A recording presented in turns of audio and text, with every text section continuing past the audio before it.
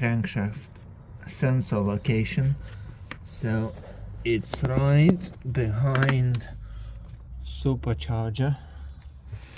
You need to take the inlet manifold out, unscrew the supercharger. There are 4 bolts, 2 at the top, 2 at the bottom. Take the cover off.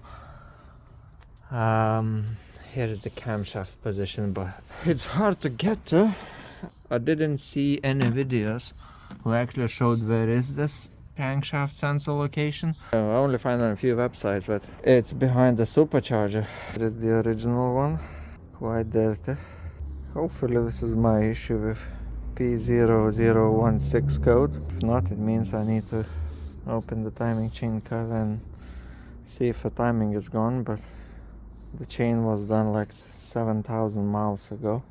The tip, I would say you need a long extension, number 4 hex screw, and it just goes angled straight from here in it. Once you get it in place, it's easy to unscrew it and it just pops out. Hopefully this will help you to locate it. Hard to get to, easy to change.